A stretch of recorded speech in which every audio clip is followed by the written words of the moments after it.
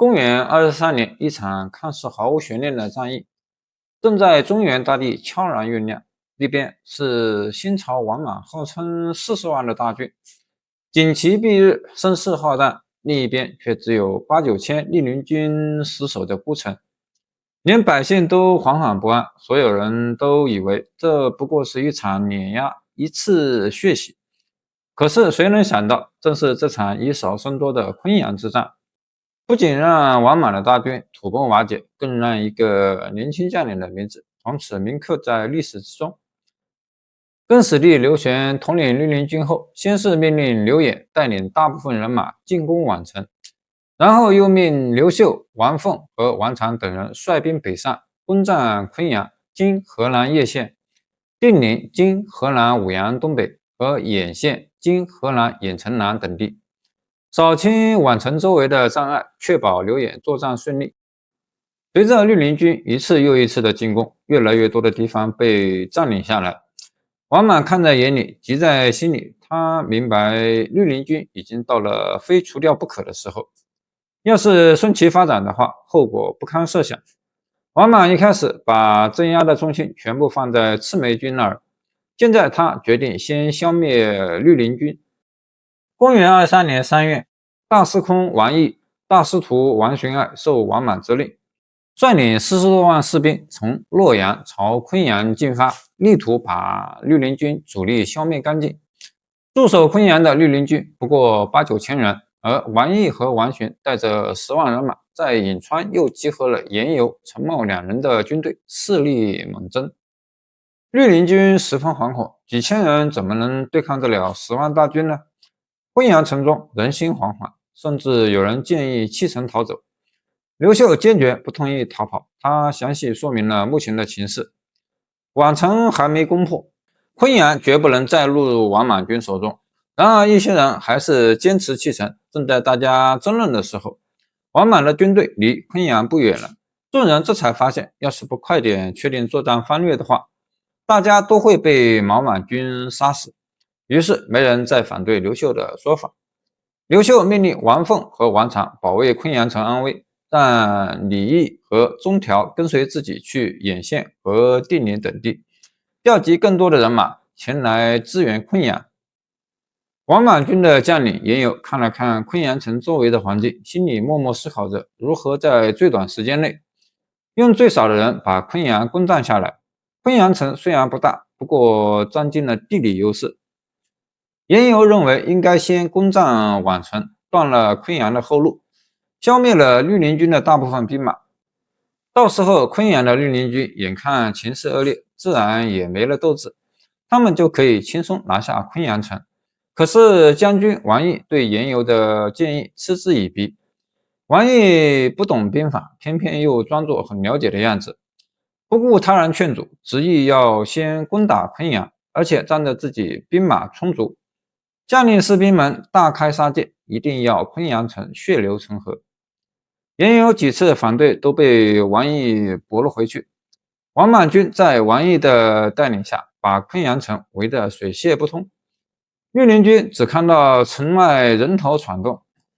两方人马在昆阳对峙了几天几夜，期间交战好几次，王莽军明显占了上风。绿林军首领王凤实在支撑不下去，向王毅求饶，希望满军能停止进攻，并且自愿投降。可是王毅好大喜功，非要等到全部绿林军战死。听到王毅这么说，绿林军的将领和士兵非常生气，索性鼓足了士气，决定和王毅对战到底。既然求饶不能让对方放自己一条生路，干脆拼死抵抗，说不定还有胜算的可能。于是王凤率领绿林军继续和王莽军厮杀。城中的百姓也被绿林军的勇猛所感动，纷纷和士兵们一起抗击敌人。王莽军的猛烈进攻都被绿林军顽强地抵制住了。这个时候，严尤又和王毅建议，故意把包围圈打开一个口子，让绿林军以为王莽军疏忽大意，给了他们逃跑的机会。严尤说，等绿林军逃出去后，王莽军可以散布昆阳城被占领的消息，如此一来，进攻宛城的绿林军肯定会心生怯意，到时候他们就能趁机拿下昆阳和宛城，一举两得。这个建议再次被王毅否定了，他仍然坚持用武力攻下昆阳城，以显示自己的军队有多么威武。王毅不但在制定作战策略上独断专行，还经常离开军营到周围郡县去落舍地方官员和富商们的钱财，这让王满军在百姓心中的形象越来越恶劣。刘秀和李毅、钟条在定陵一带召集了大批军队，准备支援昆阳。然而，不少将领在半路上却宣布不走了。他们打算各自带兵驻扎在物资资源丰富的地方。在他们看来，不愁吃喝远比眼前战争的胜利要重要的多。刘秀劝告他们说，打了胜仗会得到更多的财物，如果现在不敢去支援昆阳，一旦昆阳失守，王满军士气大振，必定会给绿林军造成不可弥补的伤害，到时候连命都没了，财宝拿在手上又有什么用呢？众位将领一听，顿时醒悟过来，连忙带着自己的士兵，跟着刘秀和李毅朝昆阳奔去。援兵终于在6月赶到了昆阳，援军一字排开，气势汹汹地逼近昆阳城外的王满军。王毅和王寻压根不把刘秀的援军放在眼里，和他们的10万大军比起来，刘秀的援军简直是小巫见大巫。因此，他们只命几千人上前迎战。没想到援军在刘秀的带领下越战越勇，王毅的军队眨眼之间就被斩杀了1000多人。正当昆阳的绿林军欢呼雀跃的时候，被绿林军包围了很长一段时间的宛城终于攻破了。王满军没有支援宛城，守城将领陈鹏看着饥饿的士兵，不得已放弃抵抗，向绿林军投降。不过这个消息还没有传到昆阳，刘秀和王毅都不知情，但刘秀为了鼓励士兵们奋勇作战，故意放出风声，说绿林军已经把宛城从王满军手中夺了过来。王毅听到后大吃一惊，王满军士兵也唉声叹气，只想着快点回家，都没了作战的勇气。出战告捷后，为了尽快结束战斗，刘秀打算消灭王满军最重要的部分，也就是王毅和王寻所在的位置——王满军的指挥中心。刘秀在军中挑选了3000名骁勇善战的士兵，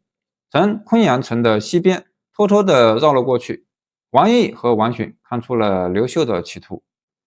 可他们依旧不以为然，两人带领着1万士兵迎战刘秀，并下令其他人待在军营中，没有自己的命令，谁也不能前来帮忙。刘秀的士兵虽然少，但都能够以一敌十，而王满军已经人心涣散，士兵们哪里还有心思打仗？在绿林军猛烈的攻势之下，王满军节节败退。军营里的人想出来帮忙，可是没有王毅和王寻的命令，大家只好看在眼里，急在心里。没一会儿，王满军的指挥中心就被刘秀摧毁了，王寻也被杀死。在昆阳城内观望局势的绿林军一见王毅大势已去，连忙打开城门，冲出去厮杀起来。王满军腹背受敌，首领也被杀死了一个，士兵们根本顾不上打仗，纷纷四下逃跑。此时的天气雷雨相加，狂风怒吼，仓皇逃跑的王满军被绿林军追得上气不接下气，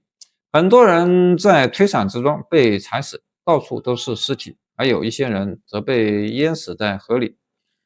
尸体高高的堆叠起来，甚至阻断了河水的流动。王毅和严尤等将领带着残余的少数人马逃回了洛阳。王满听到战败的消息，感到十分震惊。王满军的主力部队已经在昆阳一战中被绿林军尽数消灭，其中刘秀的正确领导和冷静睿智的思维，无疑是绿林军能够胜利的关键因素。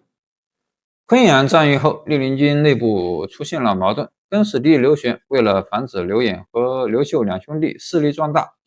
影响自己的地位，便在别人的帮助下找了个借口杀死了刘演。刘秀假意顺从刘玄，一言一行都十分小心谨慎，终于获得了刘玄的信任，被封为武信侯，